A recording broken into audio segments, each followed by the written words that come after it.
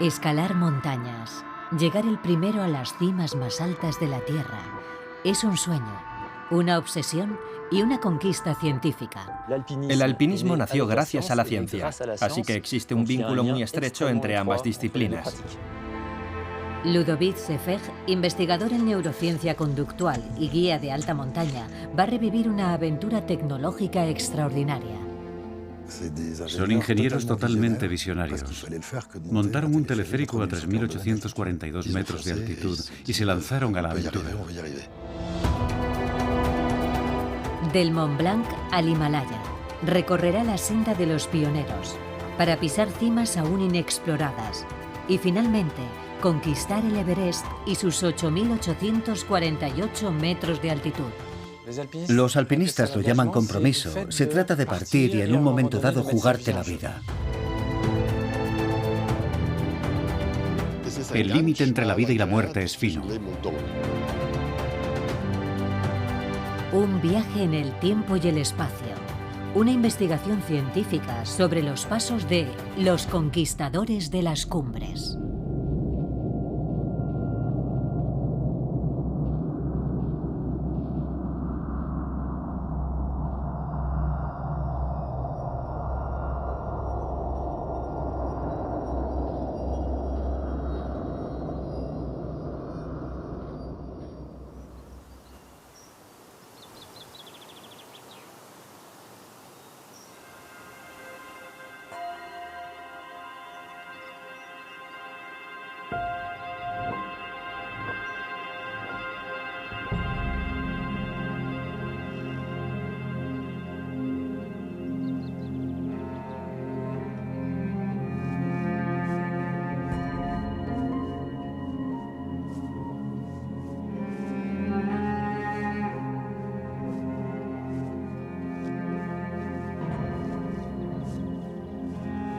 Ludovic Seffeg comienza su investigación en el valle de Chamonix, al pie del macizo del Mont Blanc. En esta parte de los Alpes franco-italianos se encuentra el pico más alto de Europa. Un intelectual suizo del siglo XVIII se obsesionó con la idea de alcanzar la cima del Mont Blanc. En el año 1760, Horace Benedict de Saussure hizo un llamamiento en las parroquias del valle, prometiendo una recompensa a quien le abriera el camino a este monstruo helado.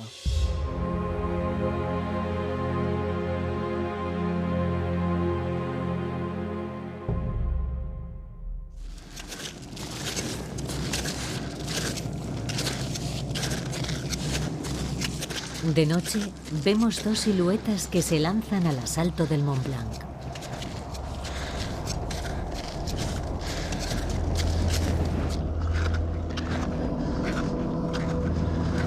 Ludovic Seffeg y Ludovic Rabanel, como compañero de cordada, toman la vía normal, hoy la ruta clásica, muy diferente de la que abrieron los pioneros, Balmat, el guía, y Paccard, el médico. Los dos eran oriundos de Chamonix. Después de múltiples intentos fallidos, el 8 de agosto de 1786 abrieron una vía, enfrentándose a un ambiente hostil, a veces aterrador, y a un frío intenso. Saussure llegaría a la cima un año después.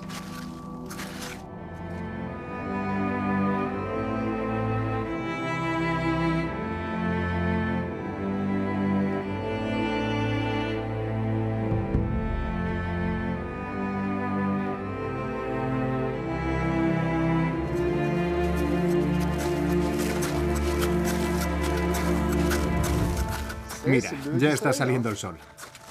Sí, y no hace calor. Yo tengo frío. Y con el viento... ¿Cuánto marca? A ver qué temperatura tenemos. 6 grados bajo cero, pero con el viento la sensación térmica será de unos 10 o 12 bajo cero. ¿Te imaginas a Balmat pasando la noche en la alta montaña en su primer intento? Sí, en el Col d'Idom. Y paradójicamente, aquello le abrió el camino a la cima, porque se dio cuenta de que podía sobrevivir durmiendo una noche a la intemperie en un glaciar, algo que en aquella época era inimaginable.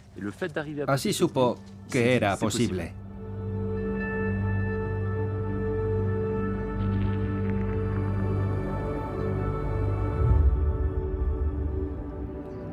El frío a gran altitud se debe a la caída de la presión atmosférica. Al nivel del mar es aproximadamente de 1013 milibares y la mitad a 5500 metros de altitud. Sin embargo, la temperatura de un gas baja cuando la presión disminuye. Por tanto, la termodinámica hace bajar la temperatura a medida que nos aproximamos a una cumbre. Según vamos ganando altura, el aire se dilata. Esta expansión va acompañada de una bajada de la agitación de las moléculas y por tanto de la temperatura, que baja más o menos 1 grado cada 150 metros. Si tomamos como referencia una presión en el nivel del mar de 1013 milibares y 15 grados de temperatura, en la cima del Mont Blanc tendríamos una presión de 553 milibares y una temperatura de menos 16 grados. Y en la del Everest, la temperatura descendería a menos 42 grados y la presión sería de 314 milibares.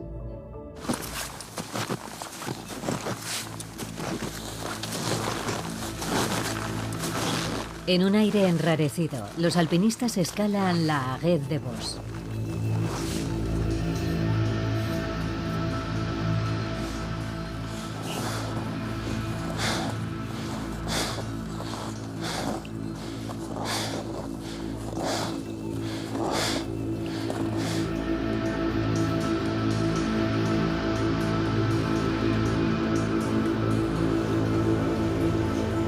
Avanzan por una pendiente de 35 grados de inclinación, paso a paso.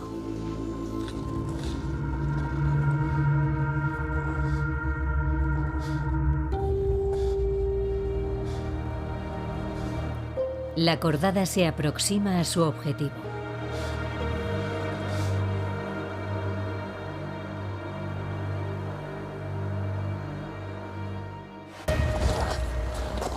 ¿Vas bien? Un último esfuerzo. Ya solo le separa de la cima una estrecha cresta de varios centenares de metros.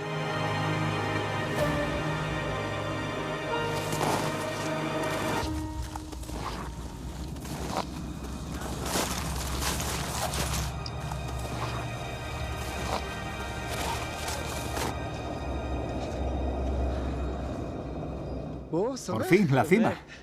La cima. No todos los días se llega al techo de Europa. Impresionante. Es mágico.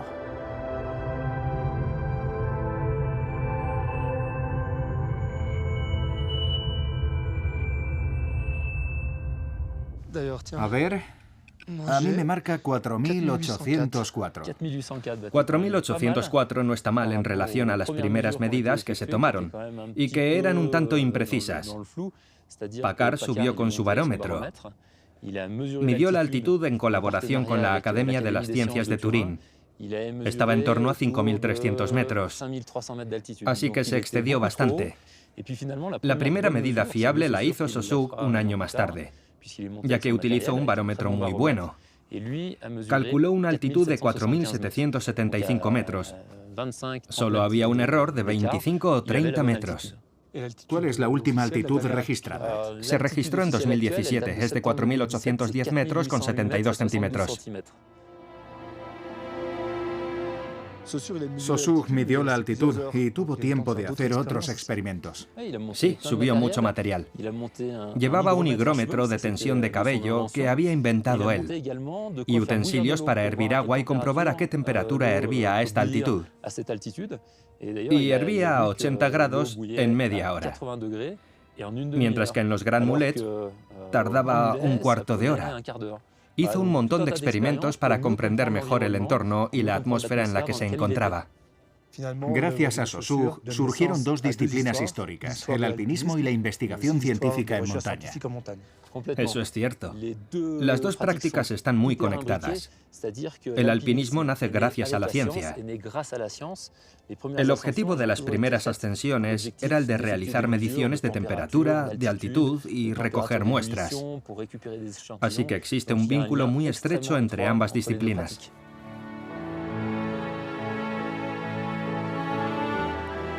Después de Saussure, naturalistas, geólogos y geógrafos ascendieron a las cimas más altas de la Tierra para medirlas y cartografiarlas. Uno de aquellos aventureros de la ciencia de comienzos del siglo XIX era el prusiano Alexander von Humboldt, un viajero apasionado y enamorado de las montañas, que exploró y documentó muchos lugares del mundo, en especial el Chimborazo de los Andes, de 6.310 metros de altitud, y considerado el techo del mundo en la época.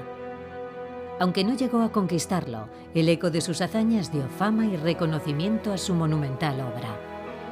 La montaña se convirtió en un laboratorio natural, en el que estudiar minerales, vegetales y el clima de cualquier latitud. La montaña es un lugar bastante inaccesible. En un principio solo había un interés científico, pero luego se puso de moda. Empezaron a llegar los ingleses, que en aquella época tenían un nivel de vida mucho más alto que en la Europa continental. Ellos contaban con los medios necesarios para pasar unas largas vacaciones en Europa. Así que poco a poco inventaron el alpinismo y surgió la idea de ir a la montaña por placer, con la ilusión de inscribir su nombre en una cima y de ser el primero en alcanzarla. La ciencia, destronada por la obsesión de conquistar cumbres vírgenes, se despide entonces de las montañas. Durante la edad de oro del alpinismo, desde el año 1854, cuando Alfred Wills asciende en Suiza el Wetterhorn, hasta 1865, que Eduard Wimper conquista el Monte Cervino, en los Alpes se llevan a cabo por primera vez unas 60 escaladas de gran dificultad. Pero todas estas victorias no están exentas de tragedias, y una de ellas dejó una profunda huella en la memoria colectiva. Durante el descenso de la cima del Monte Cervino, 4 de los 7 alpinistas de la cordada cayeron al vacío y perdieron la vida. Wimper y 2 guías lograron sobrevivir gracias a que se rompió una de las cuerdas.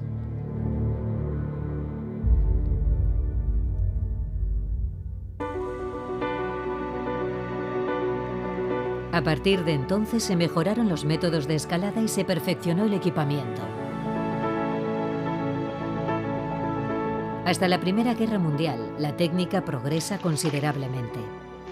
Los crampones se vuelven más ligeros, el mango del piolet se acorta e inventan el pitón de una pieza, el mosquetón y la doble cuerda.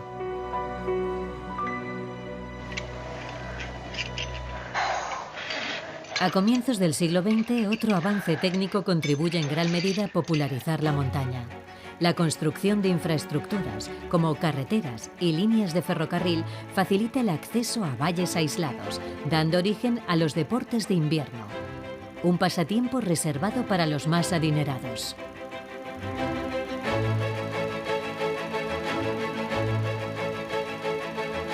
Pero la afición se extiende y aumentará con la aparición de los remontes mecánicos. En adelante ya no será necesario practicar deporte para admirar las cumbres de cerca, gracias sobre todo al teleférico.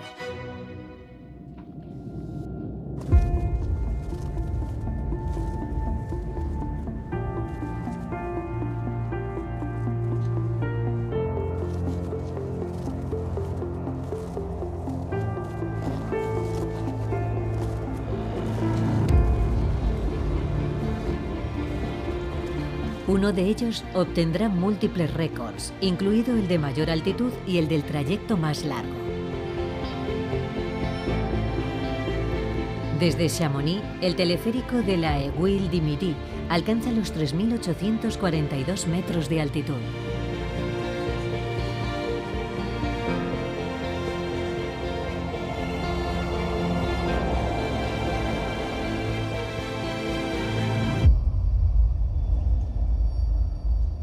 Desde aquí es realmente espectacular porque estamos en la cima de la Aiguille du Midi, una aguja muy fina que se eleva hacia el cielo. Es un proyecto ambicioso y sublime. La Aiguille du Midi es como un semáforo sobre Chamonix. El objetivo de alcanzar esta cima, que además tiene una forma emblemática, refleja la imaginación y la valentía de quienes lo llevaron a cabo. ¿De quién es este proyecto? De un italiano, Dino Lora Totino, pero el trazado lo diseñó un ingeniero francés, Marcel Aubert.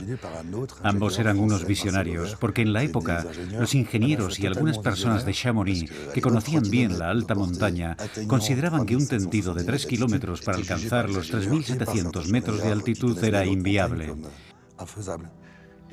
Pero como buenos emprendedores, se lanzaron a la aventura. Aunque ya existía un teleférico que llegaba hasta la base de la Aiguille y que debía conectar con el Col du Midi, el proyecto presentado por Dino Lora Totino es de una audacia sin precedentes. Conectar con la Aiguille du Midi en solo 2 secciones, la última de las cuales con un tendido de 3.000 metros, y salvar sin pilona intermedia 1.500 metros de desnivel.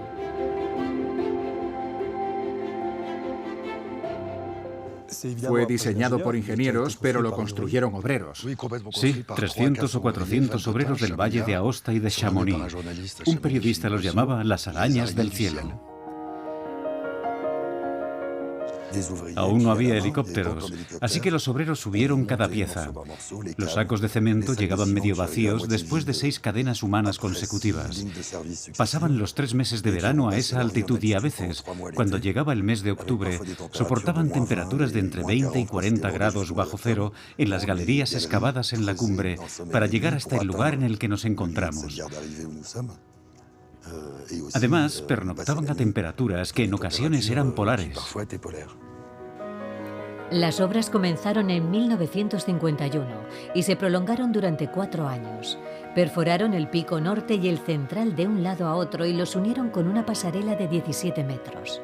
Y por fin, el 25 de junio de 1955, subieron a bordo de la primera cabina 50 invitados. ¿Cómo pudieron realizar esa proeza tecnológica?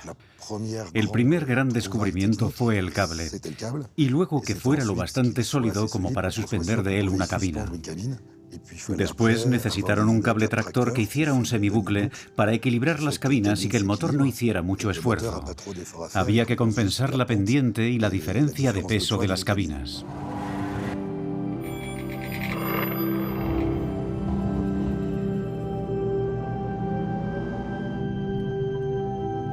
Para su funcionamiento, un teleférico necesita 2 cables, un cable portador y un cable tractor.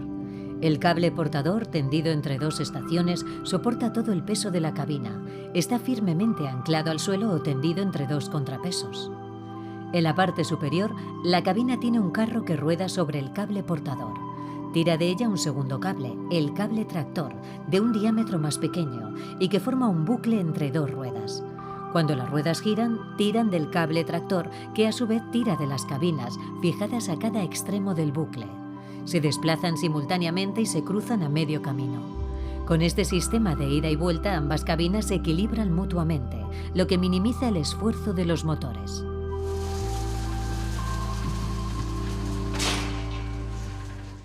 Otra particularidad de este teleférico es que está a gran altitud. ¿Cómo se hace frente a las condiciones climáticas?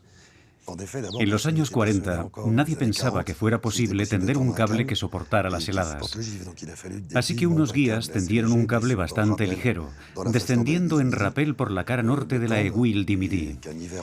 Dejaron el cable todo el invierno allí para comprobar si soportaba la escarcha y la nieve. Eso les permitió hacer muchas mediciones y descubrieron que cuanto más delgado era el cable, más gruesa era la capa de escarcha, que puede alcanzar hasta 1 metro de espesor sobre un cable de 1 centímetro de diámetro. Tras ese descubrimiento, instalaron cables gruesos, de 5 centímetros de diámetro, para minimizar el efecto de la escarcha.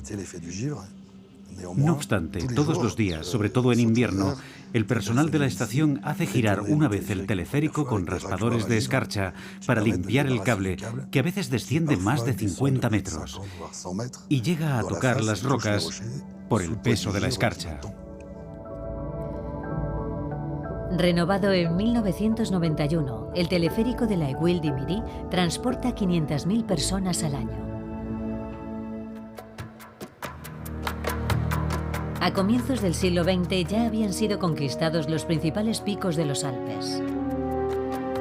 Para aquellos que desean inscribir su nombre en una cumbre, Europa resulta demasiado pequeña. Mientras se iban perfeccionando las técnicas, se comienzan a explorar cordilleras en otros continentes, en los Andes o en América del Norte.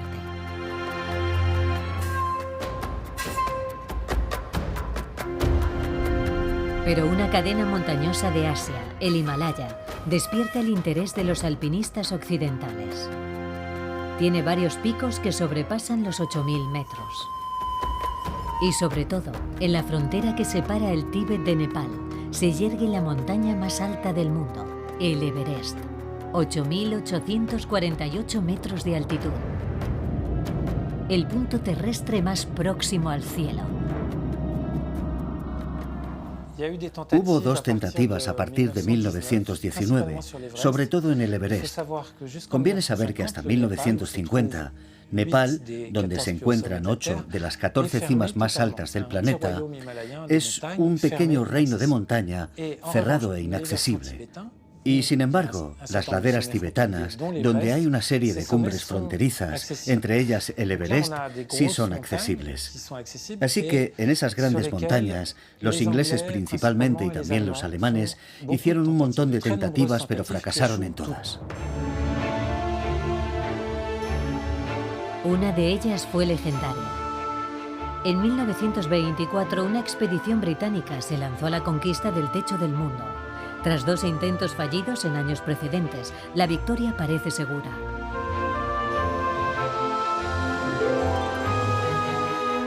Después de varias semanas de aproximación, el 8 de junio, Mallory e Irving se lanzan al asalto final, mientras uno de los miembros de su equipo los observa por un telescopio.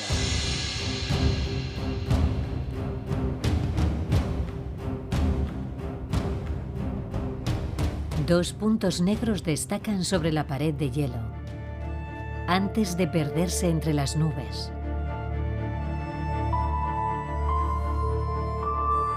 Y desaparecer definitivamente, sin que nunca se llegara a saber si lograron alcanzar o no la cima.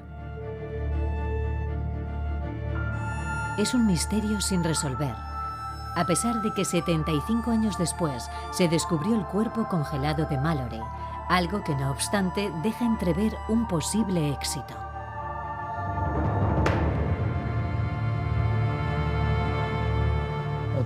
Poco a poco se va tomando conciencia de la inmensidad de estas montañas. Se dan cuenta de que son de una escala completamente desconocida y que el proceso que se seguía en los Alpes para escalar una cumbre, es decir, se llega, se observa y se dibuja una línea para marcar el itinerario, ya sea el más fácil, el más elegante o el más difícil. Y luego vas y escalas la cima. Y se tarda un día o 2 días, no más. Pero cuando llegan al Himalaya, ven que ese modelo no sirve, que les llevará semanas o meses.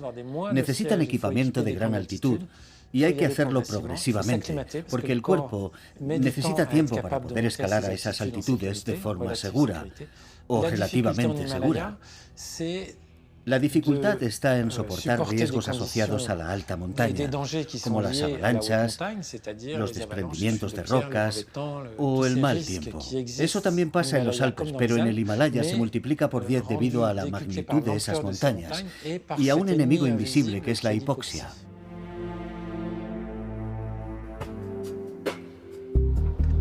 Antes de partir hacia el Himalaya, siguiendo los pasos de los conquistadores de las cimas más altas del mundo, Ludovic Seffeg se va a someter a una prueba con el profesor Jean-Paul Richalet. Consiste en evaluar las capacidades físicas de un individuo para adaptarse a la falta de oxígeno. Muy bien, mantén el ritmo.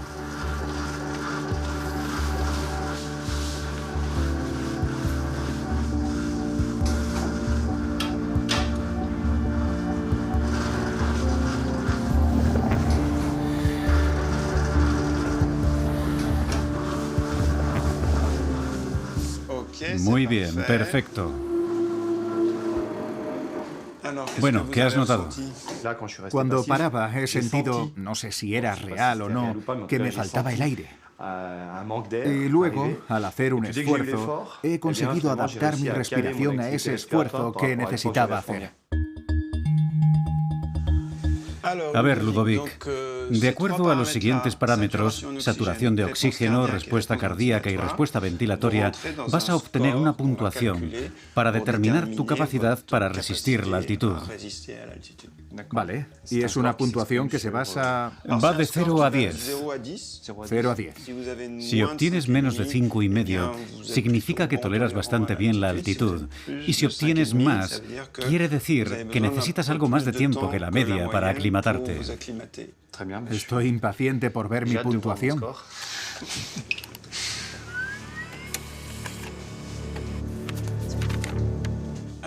Bueno, aquí tenemos el resultado. A ver. Suspense. La puntuación. Hay dos valores de puntuación. Si respetas la regla de los 400 metros, es decir, una buena aclimatación, la puntuación es de 4. Pero si subes demasiado deprisa, pasa a 6. Ahí hay un pequeño riesgo de sufrir alguna forma de mal agudo de montaña. Según la regla de los 400 metros, estipulada para altitudes superiores a 3.000 metros, no se deben superar los 400 metros de desnivel 2 noches consecutivas. De manera que partiendo de los 3.000 metros para llegar a los 5.000 se necesitan 5 noches. Pero es posible realizar una incursión en altitud hasta, por ejemplo, 5.500 metros, si se baja a dormir a mucha menos altitud. Alrededor de un 25% de las personas sufre alguna forma de mal agudo de montaña, es decir, un mal de montaña que te obliga a detenerte, a descender o que te produce un edema pulmonar o cerebral. Aproximadamente una cuarta parte tiene valores anormales. Bueno, yo he sufrido mal agudo de montaña cuando he escalado. Ya. Y a veces he tenido problemas de lucidez. Vale. Así que me pregunto si los problemas cognitivos surgieron a la misma altitud que los síntomas fisiológicos. Suele surgir a mayor altitud. La alteración cognitiva aparece a partir de los 6.000 o 6.500 metros. En ese caso se debe descender. Sí, bajar u oxigenarse.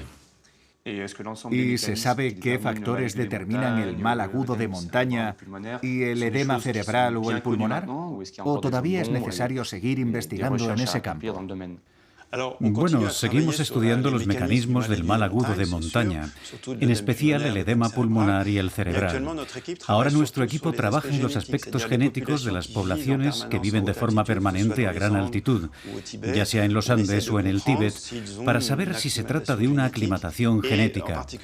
De hecho, la población andina, con la edad y de forma gradual, puede desarrollar una especie de inadaptación a la altitud. Producen una gran cantidad de glóbulos rojos, y eso puede provocar enfermedades cardíacas. Sin embargo, los tibetanos se han adaptado genéticamente a la altitud. Los Sherpas son capaces de correr a 6.000 metros y con 30 kilos a la espalda. Hace unos 10.000 años que los andinos viven a esa altitud, mientras que los tibetanos llevan 40.000. Así que no están tan bien adaptados.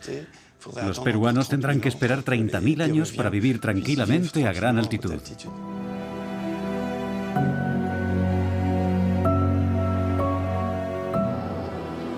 Este es un entorno tan hermoso como hostil. Fascinante hasta la obsesión para quienes se deciden a escalar sus cimas, a menudo poniendo en riesgo sus vidas.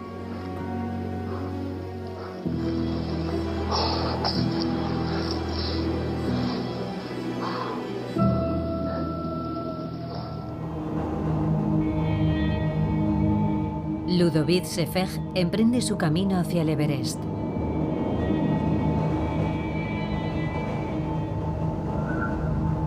Punto de partida, Lukla, un minúsculo aeropuerto nepalí situado en el valle del Khumbu.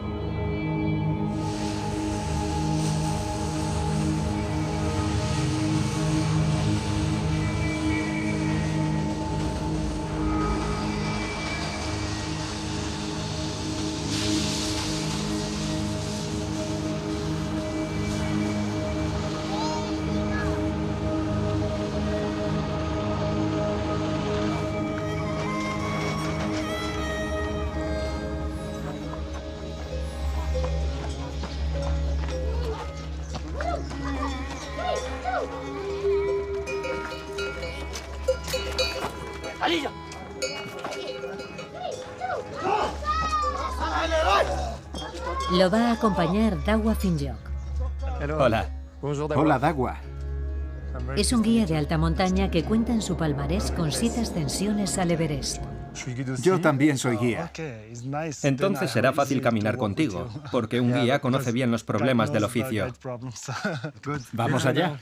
Sí. En marcha.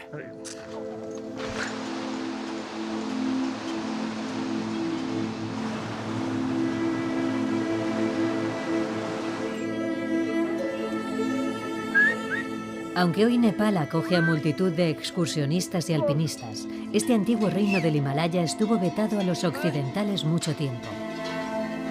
Las primeras autorizaciones, a mediados del siglo XX, dieron lugar a una competición para hacerse con el título de primera nación en conquistar un pico de más de 8.000 metros.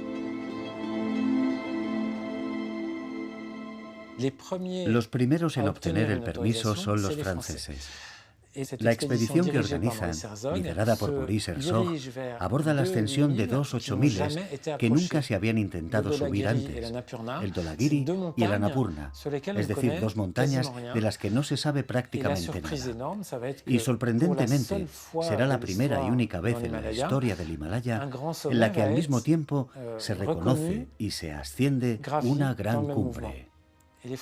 Los franceses llegan como si fueran exploradores en una expedición de reconocimiento, de modo que miran un poco, se extravían, exploran y buscan vías. Al ver que no pueden subir al Dholagiri, pasan al Annapurna y ni siquiera ven la cumbre desde donde están, ni saben dónde está la cima.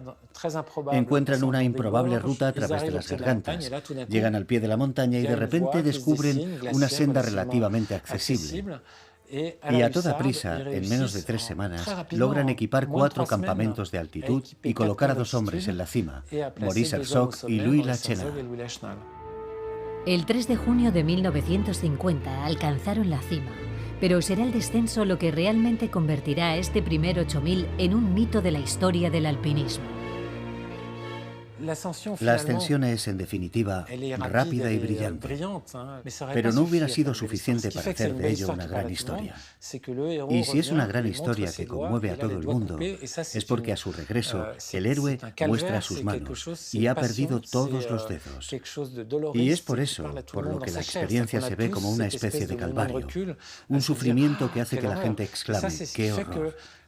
Así que la ascensión se convierte en una especie de paradigma absoluto de la historia del montañismo.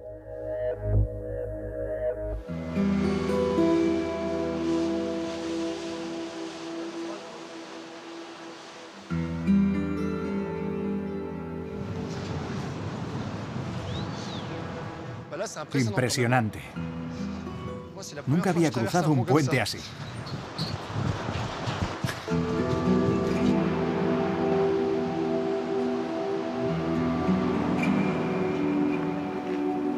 A comienzos de primavera hay más actividad en el Valle del Khumbu.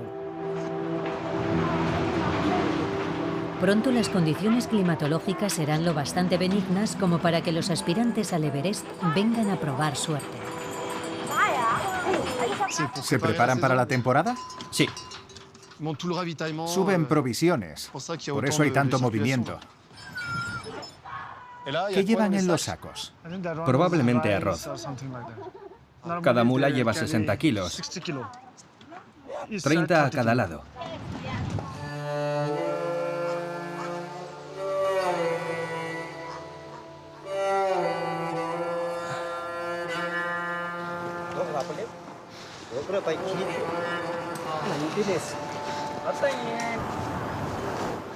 Por fin llegamos a Namche. La vista es fantástica, con todas esas terrazas.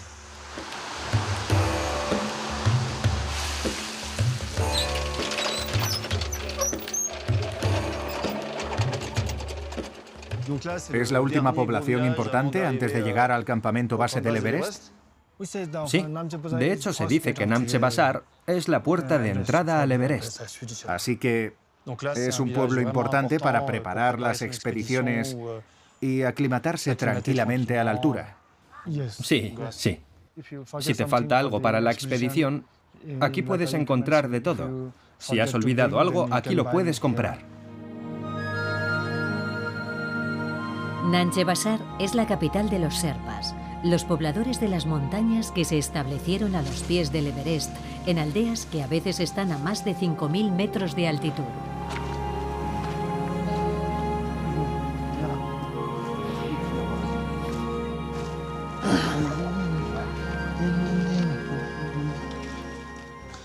Cuidado. Sí. Impresionante.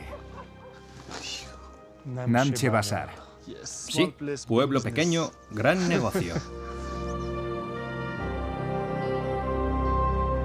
El papel de los Sherpas en la conquista de los picos del Himalaya es indiscutible.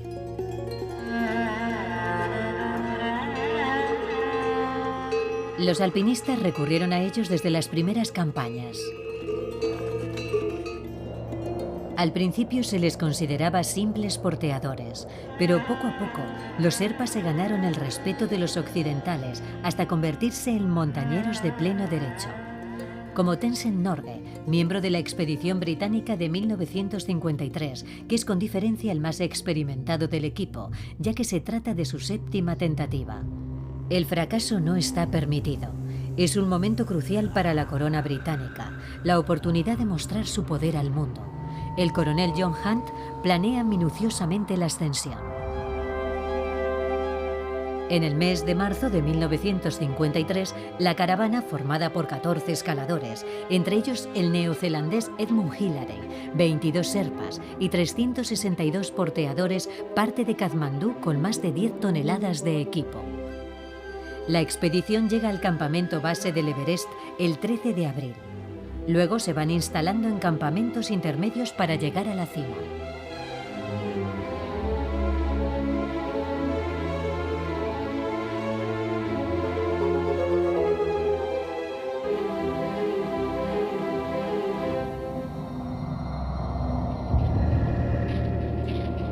El 28 de mayo, Norgay y Hillary pasan la noche en su tienda a 8.500 metros de altitud.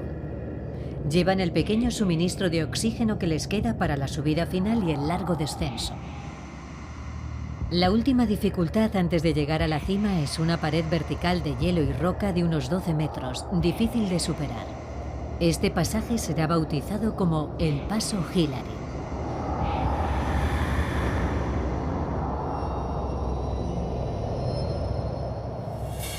El 29 de mayo de 1953, a las 11:30, coronan el Everest.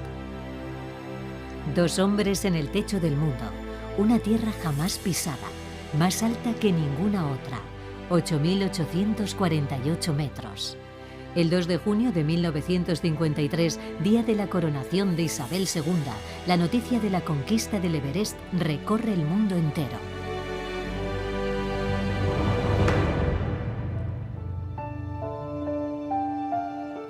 Hillary quiere compartir su victoria con Norgay. Es más, le atribuye gran parte del éxito. A los ojos del mundo, los Sherpas se ganan el estatus de alpinistas.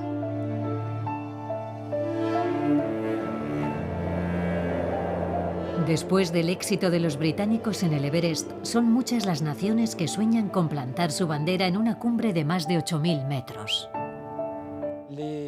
Los italianos coronan el K2 en el 54 y los estadounidenses entran también en liza. El caso es que los 14 picos de más de 8.000 metros se escalan entre 1950 y 1960. En los 70 el alpinismo evoluciona y se renueva. Reinhold Messner fue el ariete de una generación que revolucionó la forma de escalar montañas en el Himalaya. Una generación que aborda los 8.000, las cimas más altas, como los picos de los Alpes, creando lo que llamamos estilo alpino, donde con un mínimo de equipo, sin cuerda fija, sin campamento de altitud y sin botella de oxígeno, escala las cumbres del Himalaya más rápido para exponerse lo menos posible a las condiciones letales de la montaña. Hay una expresión que define muy bien mi forma de abordar las montañas, de una forma justa, lealmente.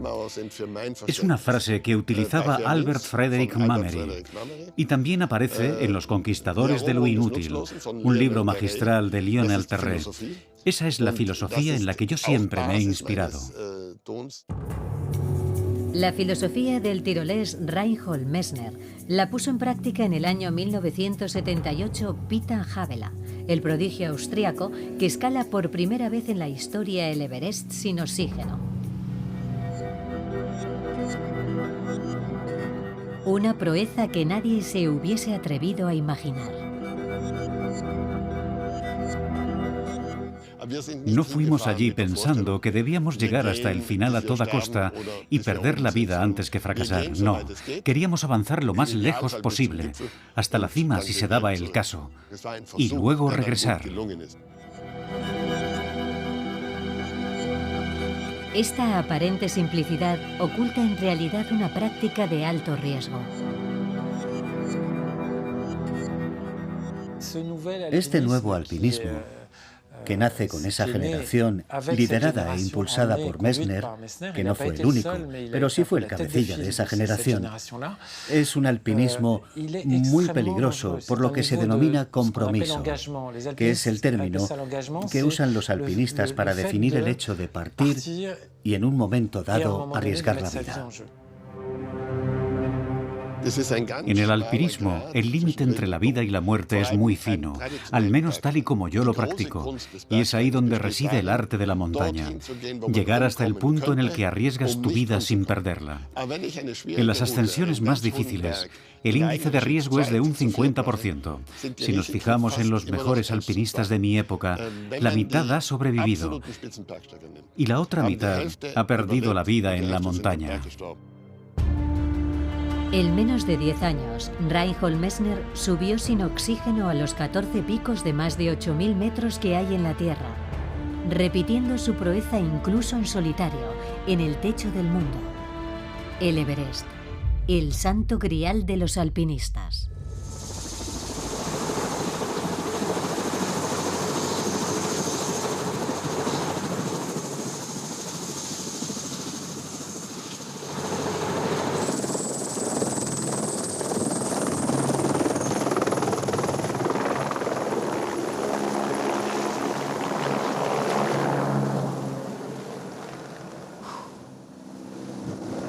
Se nota la altura.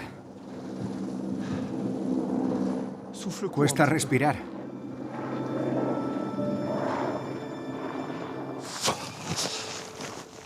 A pocas semanas del comienzo de la temporada de expediciones, el punto de encuentro de todos los escaladores aún está desierto.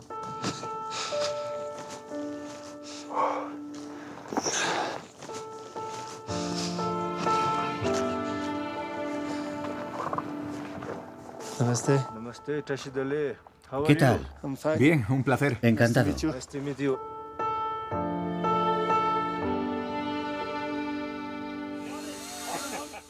¿Has escalado alguna vez el Everest? Sí, 2 veces.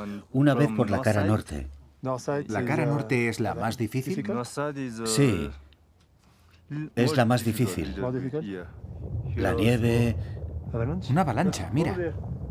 Es una gran avalancha, como todas las noches. Todas las noches. Todas, sí. Vale. Es muy grande. A veces caen bloques de hielo y rocas. Por eso os quedáis a este lado. Sí. Estas avalanchas diarias son un gran riesgo para los nepaleses.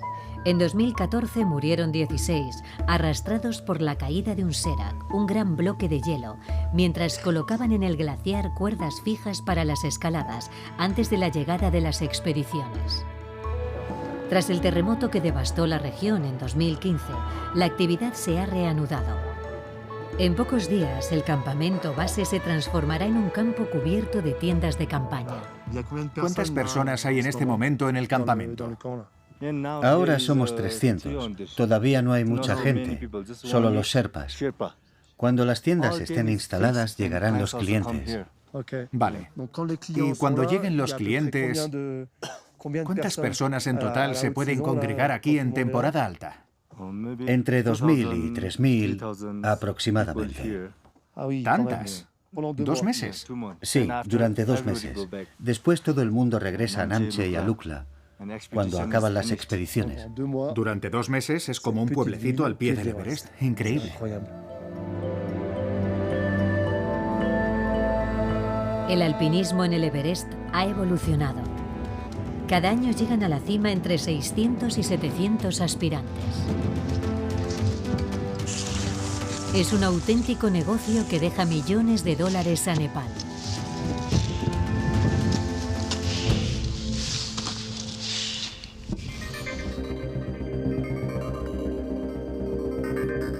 Los alpinistas de alto nivel buscan dejar su nombre, su impronta en las cumbres más altas del mundo y en las condiciones más extremas.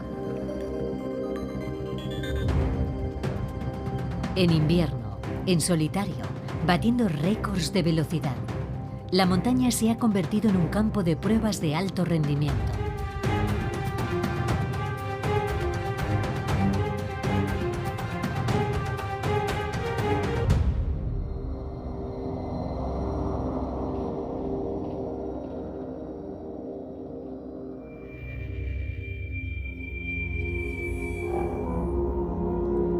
La práctica del alpinismo ha evolucionado en un entorno natural que a su vez se encuentra en constante evolución.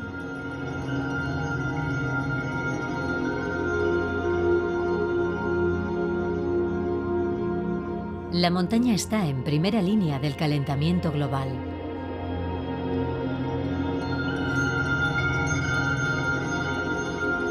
Los científicos intentan anticipar y analizar el repliegue de los glaciares, la caída de inmensos bloques de hielo y los desprendimientos de rocas.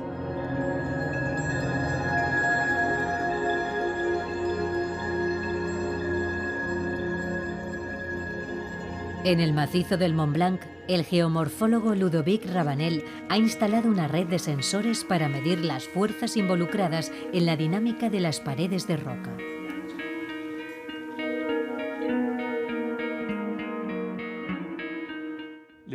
El efecto del calentamiento global en los glaciares es un fenómeno visible y bien conocido. En cambio, el deshielo del permafrost es mucho menos conocido. El permafrost es una capa de terreno cuya temperatura se mantiene igual o inferior a 0 grados de una forma duradera. El hielo que hay en las grietas funciona como una capa de cemento. De ahí que se llame cemento de hielo. Y si se derrite, secciones enteras de la pendiente pueden desestabilizarse. Bueno, vamos a tomar las muestras.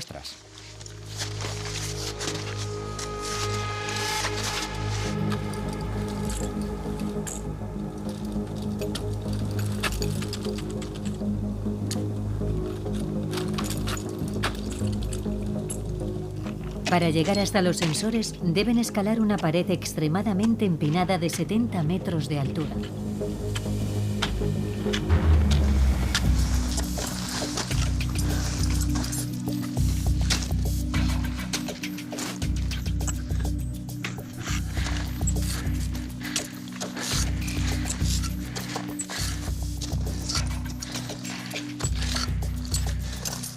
Bienvenido.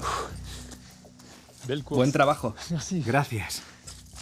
Es increíble venir hasta aquí en aras de la ciencia. Ahí está la gracia. Sí.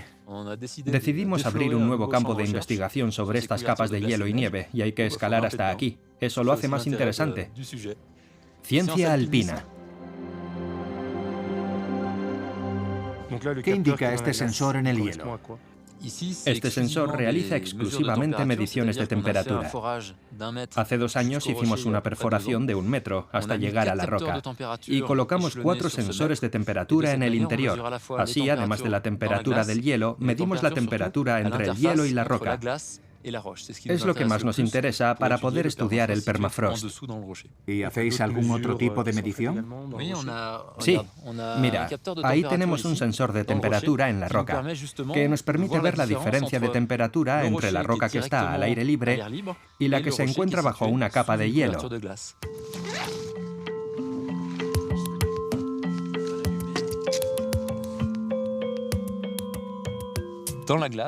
En el hielo ronda más o menos los 10 grados bajo cero en invierno. Y en verano se alcanzan temperaturas que se aproximan a los 0 grados. Es interesante observar que al nivel de la roca, las temperaturas están por encima de los 0 grados. y el deshielo puede llegar hasta unos 10 centímetros de profundidad. ¿Y esa diferencia te da esa información? Claro. Si no queda hielo que proteja el permafrost, este se irá degradando hasta provocar caídas de bloques, deslizamientos y desprendimientos. La desaparición de la capa de hielo y nieve en la parte superior de una pared provoca la caída de bloques. La superficie de la pared se calienta y se producen pequeños desprendimientos. Con el tiempo, esta capa superficial se vuelve más profunda, la pared se degrada y tiene lugar un desprendimiento significativo. Entonces, en las hendiduras se produce un fenómeno de descongelación que desencadena la caída de gran parte de la pared. La superficie de roca que queda expuesta se calienta a su vez y el proceso continúa. A este ritmo, veremos cómo el permafrost sigue calentándose durante décadas o incluso siglos. De modo que a finales del siglo XXI solo habrá permafrost por encima de los 4.000 metros de altitud. Por debajo casi habrá desaparecido. Habrá desplomes y deslizamientos de roca con volúmenes cada vez más importantes.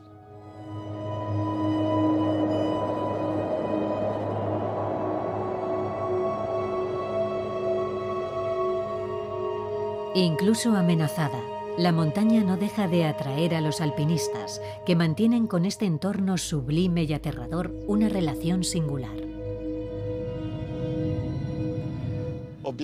Haber escalado los 14 picos de más de 8.000 metros no significa absolutamente nada en sí mismo. Lo importante es la experiencia de cada alpinista ante el rigor y la inmensidad de la naturaleza.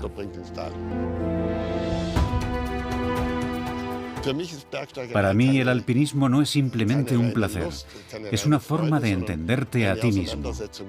Hay una cita de William Blake, el gran poeta romántico, que lo expresa a la perfección. Cuando el hombre y la montaña se encuentran, suceden grandes cosas.